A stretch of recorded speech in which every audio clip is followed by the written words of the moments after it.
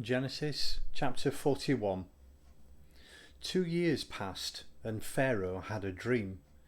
He was standing by the Nile River. 7 cows came out of the Nile, all shimmering with health, and grazed on the marsh grass. Then 7 other cows, all skin and bones, came out of the river after them and stood by them on the bank of the Nile. The skinny cows ate the 7 healthy cows. Then Pharaoh woke up. He went back to sleep and dreamed a second time. 7 ears of grain, full-bodied and lush, grew out of a single stalk. Then 7 more ears grew up. But these were thin and dried out by the east wind. The thin ears swallowed up the full, healthy ears. Then Pharaoh woke up. Another dream. When morning came, he was upset. He sent for all his magicians and sages of Egypt. Pharaoh told them his dream, but they couldn't interpret it to him. The head cupbearer then spoke up and said to Pharaoh, I just now remembered something. I'm sorry. I should have told you this long ago. Once, when Pharaoh got angry with his servants, he locked me up and the head baker in the house of the captain of the guard. We both had dreams on the same night, each dream with its own meaning. It so happened that there was a young Hebrew slave there with us. He belonged to the captain of the guard. We told him our dreams, and he interpreted them for us, each dream separately. Things turned out just as he interpreted.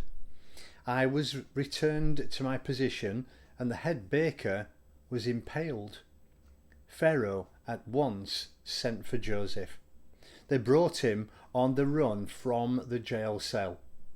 He cut his hair, put on clean clothes, and came to Pharaoh. I dreamed a dream, Pharaoh told Joseph.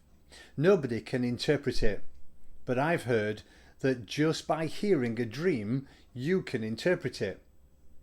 Joseph answered, Not I, but God. God will set Pharaoh's mind at ease. Then Pharaoh said to Joseph, In my dream I was standing on the bank of the Nile.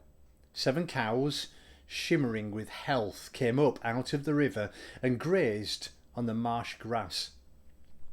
On their heels 7 more cows, all skinny and bones, came up.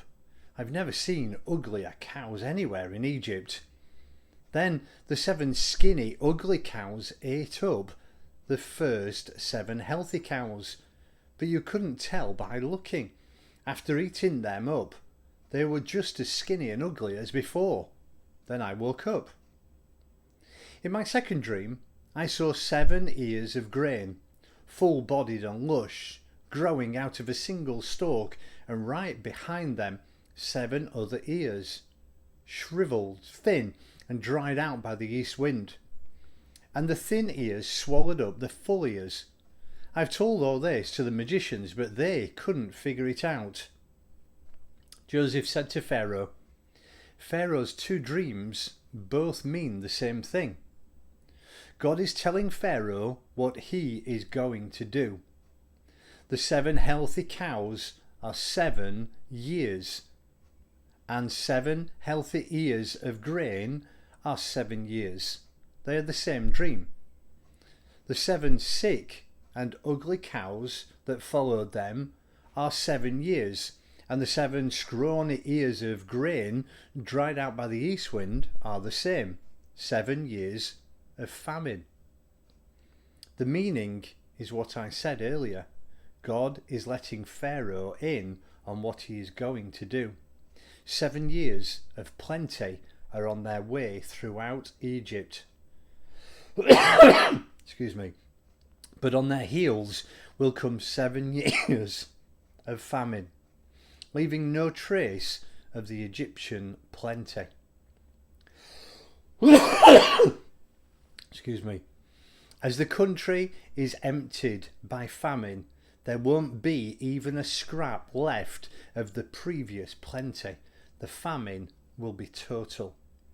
The fact that Pharaoh dreamed the same dream twice emphasizes God's determination to do this and do it soon. So, Pharaoh needs to look for a wise and experienced man and put him in charge of the country.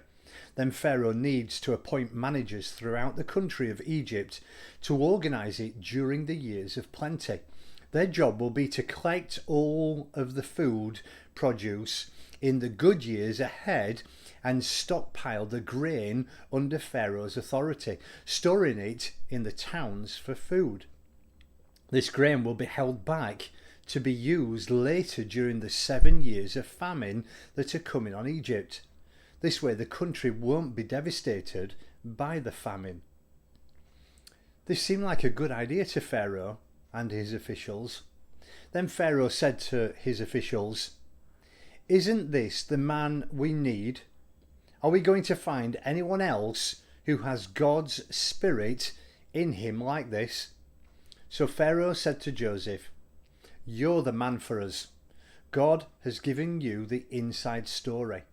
No one is as qualified as you in experience and wisdom. From now on, you're in charge of my affairs. All my people will report to you. Only as king will I be over you." So Pharaoh commissioned Joseph, "I'm putting you in charge of the entire country of Egypt." Then Pharaoh removed his signet ring from his finger and slipped it on Joseph's hand. He outfitted him in robes and the best linen and put a gold chain around his neck. He put the second in command chariot at his disposal, and as he robed people, shouted, "Bravo!"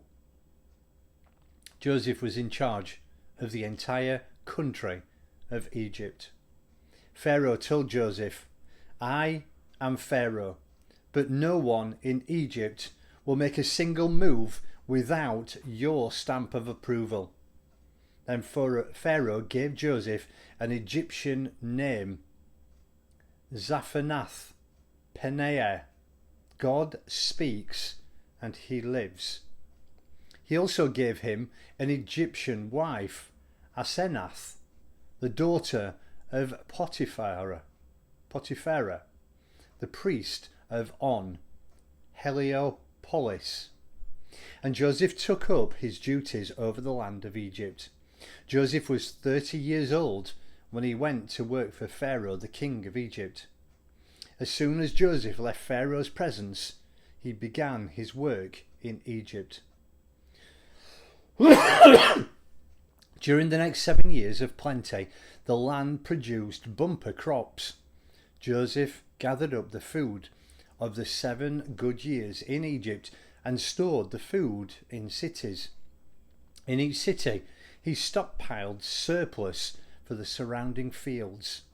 Joseph collected so much grain it was like the sand of the ocean that he finally quit keeping track.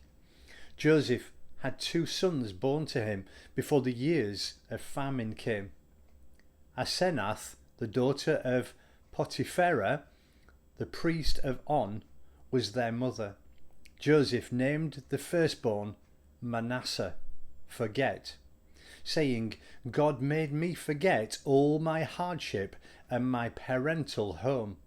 He named his second son Ephraim, double prosperity, saying, "God has prospered me in the land of my sorrow."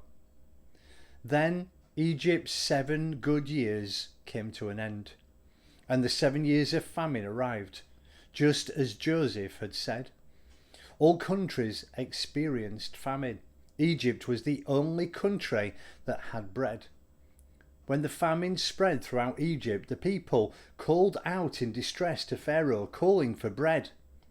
He told the Egyptians, "Go to Joseph, do what he tells you." As the famine got worse all over the country, Joseph opened the storehouses and sold emergency supplies to the Egyptians. The famine was very bad. Soon the whole world was coming to buy supplies from Joseph. The famine was bad all over.